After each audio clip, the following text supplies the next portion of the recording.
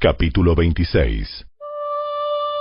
Cuando Jesús terminó de hablar todas esas cosas, dijo a sus discípulos: Como ya saben, la Pascua comienza en 2 días, y el Hijo del Hombre será entregado para que lo crucifiquen.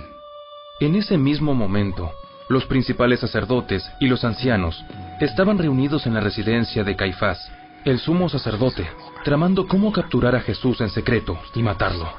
Pero no durante la celebración de la Pascua, no sea que la gente cause disturbios. Mientras tanto, Jesús se encontraba en Betania, en la casa de Simón, un hombre que había tenido lepra.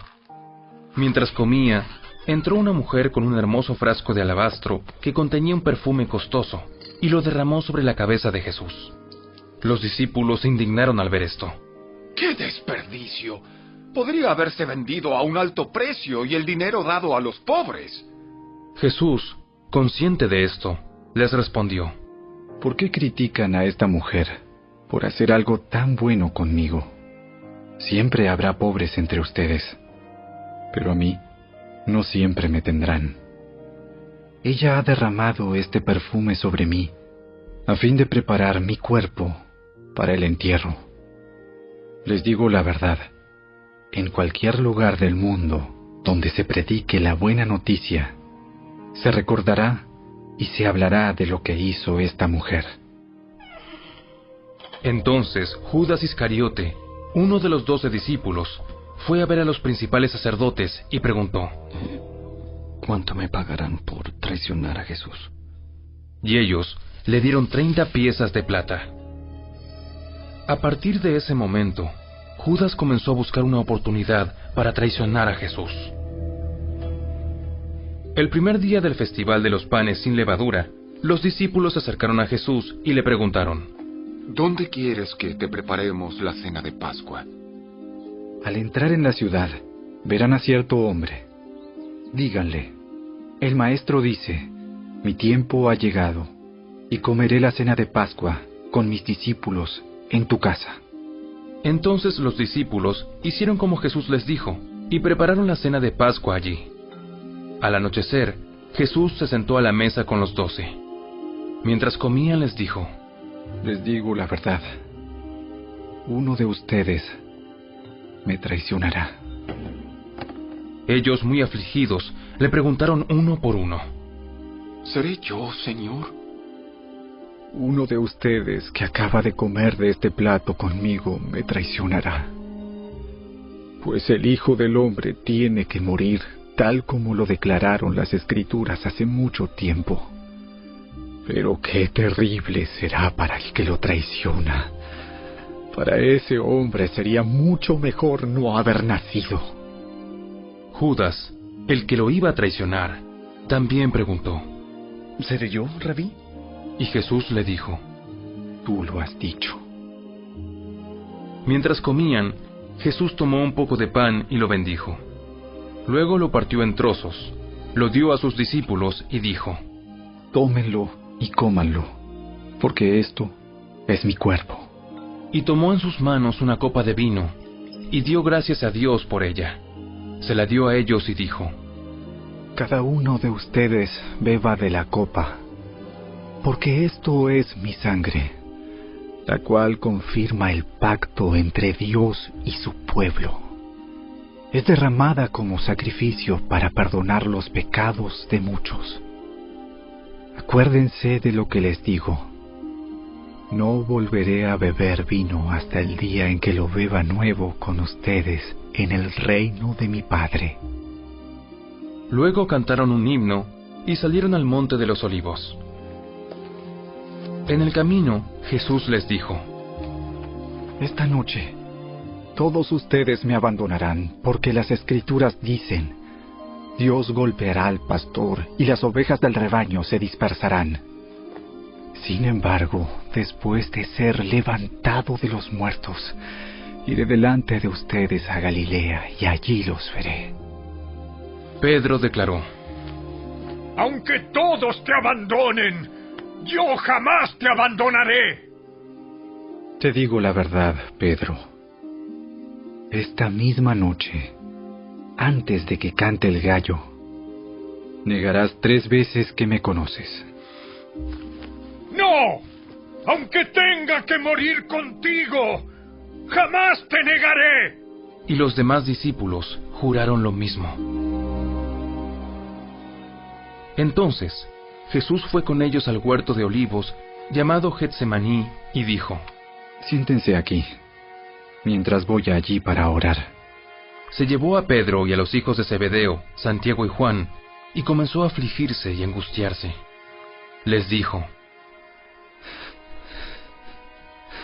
Mi alma está destrozada de tanta tristeza, hasta el punto de la muerte. Quédense aquí y velen conmigo. Él se adelantó un poco más y se inclinó rostro en tierra mientras oraba. Padre mío, si es posible que pase de mí esta copa de sufrimiento. Sin embargo, quiero que se haga tu voluntad, no la mía. Luego volvió a los discípulos y los encontró dormidos. Le dijo a Pedro: ¿No pudieron velar conmigo ni siquiera una hora? Velen y oren para que no cedan ante la tentación, porque el espíritu está dispuesto, pero el cuerpo es débil. Entonces Jesús los dejó por segunda vez y oró: Padre mío, si no es posible que pase esta copa a menos que yo la beba, entonces hágase tu voluntad. Cuando regresó de nuevo a donde estaban ellos, los encontró dormidos, porque no podían mantener los ojos abiertos. Así que se fue a orar por tercera vez y repitió lo mismo. Luego se acercó a sus discípulos y les dijo: Adelante, duerman y descansen. Pero miren, ha llegado la hora y el Hijo del Hombre es traicionado y entregado en manos de pecadores. Levántense, vamos.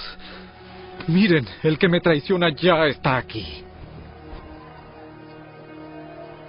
Mientras Jesús hablaba, llegó Judas, uno de los 12 discípulos, junto con una multitud de hombres armados con espadas y palos. Los habían enviado los principales sacerdotes y los ancianos del pueblo. El traidor, Judas, había acordado con ellos una señal. Sabrán a cuál arrestar cuando los salude con un beso. Entonces Judas fue directamente a Jesús. Saludos, Rabí, exclamó, y le dio el beso. Jesús dijo: Amigo mío, adelante. Haz lo que viniste a hacer. Entonces los otros agarraron a Jesús y lo arrestaron. Pero uno de los hombres que estaban con Jesús sacó su espada e hirió al esclavo del sumo sacerdote cortándole una oreja. Guarda tu espada. Los que usan la espada morirán a espada. ¿No te das cuenta de que yo podría pedirle a mi padre que enviara miles de ángeles para que nos protejan y él los enviaría de inmediato? Pero si lo hiciera, ¿cómo se cumplirían las escrituras que describen lo que tiene que suceder ahora? Luego Jesús le dijo a la multitud: ¿Acaso soy un peligroso revolucionario para que vengan con espadas y palos para arrestarme? ¿Por qué no me arrestaron en el templo? Estuve enseñando allí todos los días. Pero todo esto sucede para que se cumplan las palabras de los profetas registradas en las Escrituras.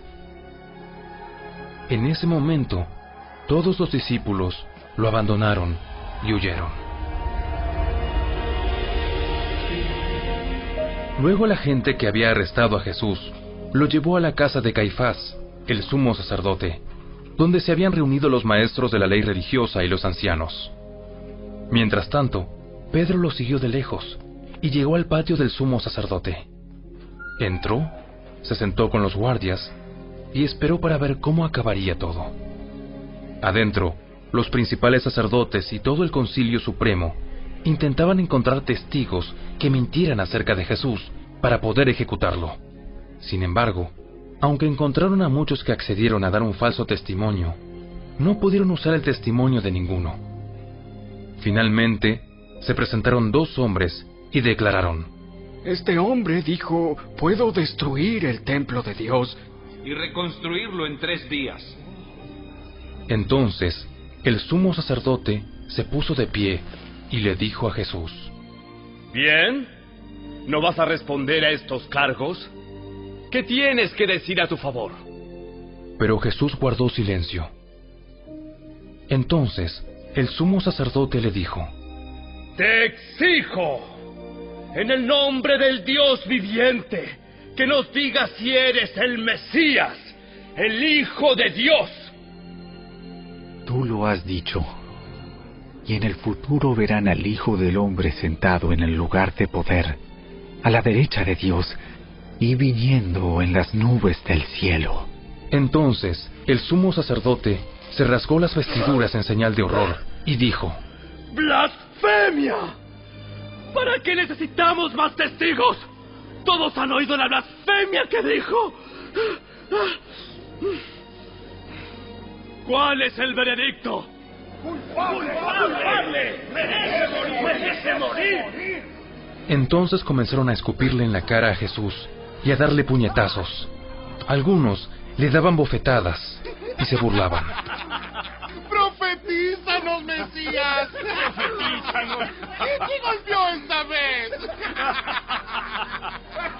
Mientras tanto, Pedro estaba sentado afuera en el patio. Una sirvienta se acercó y le dijo: Hey, tú eras uno de los que estaban con Jesús, el Galileo. Pero Pedro lo negó frente a todos. No sé de qué hablas. Más tarde, cerca de la puerta, lo vio otra sirvienta, quien les dijo a los que estaban por ahí: Este hombre estaba con Jesús de Nazaret. Nuevamente, Pedro lo negó, esta vez con un juramento. Ni siquiera conozco al hombre. Un poco más tarde, algunos de los otros que estaban allí se acercaron a Pedro y dijeron: ¡Ey! Seguro que tú eres uno de ellos. Nos damos cuenta por el acento galileo que tienes. ¡Que me caiga una maldición si les miento! ¡No conozco al hombre! Inmediatamente, el gallo cantó. De repente, las palabras de Jesús pasaron rápidamente por la mente de Pedro. Antes de que cante el gallo, negarás 3 veces que me conoces. Y Pedro salió llorando amargamente.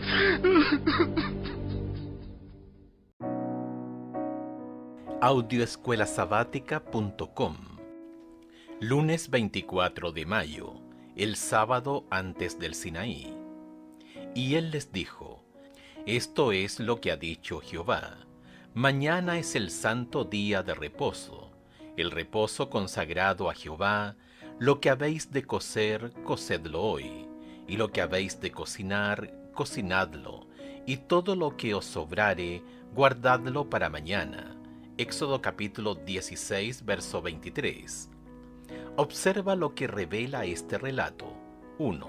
Solo se podía usar una porción regular de maná por día, pero al 6º día se debía recolectar doble porción. 2. No se encontraba maná en sábado. 3. La porción extra necesaria para el sábado se conservaba intacta desde el 6º día, pero el maná no se conservaba intacto ningún otro día. ¿Qué revela esta historia sobre la santidad del sábado antes de la promulgación de la ley en el Sinaí? Escucha Éxodo capítulo 16, versículos 23 al 28. Y él les dijo: Esto es lo que ha dicho Jehová. Mañana es el santo día de reposo, el reposo consagrado a Jehová. Lo que habéis de cocer, cocedlo hoy, y lo que habéis de cocinar, cocinadlo, y todo lo que os sobrare, guardadlo para mañana. Y ellos lo guardaron hasta la mañana, según lo que Moisés había mandado, y no se aguzanó ni hedió. Y dijo Moisés: Comedlo hoy, porque hoy es día de reposo para Jehová. Hoy no hallaréis en el campo. 6 días lo recogeréis, mas el séptimo día es día de reposo, en él no se hallará. Y aconteció que algunos del pueblo salieron en el séptimo día a recoger y no hallaron. Y Jehová dijo a Moisés: ¿Hasta cuándo no querréis guardar mis mandamientos y mis leyes?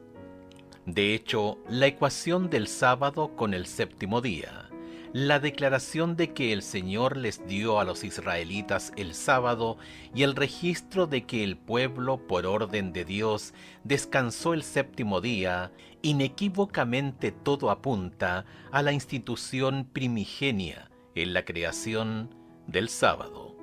G. F. Waterman. 1. ¿Cuál es el día de preparación para el sábado? 2. ¿Qué día de la semana es sábado? 3. ¿Qué clase de día debía ser el sábado? 4. ¿El sábado es un día de ayuno? 5. ¿El sábado es una prueba de lealtad a Dios? ¿Tu conocimiento del sábado en la actualidad en qué medida coincide con lo que enseña Éxodo capítulo 16 sobre el sábado?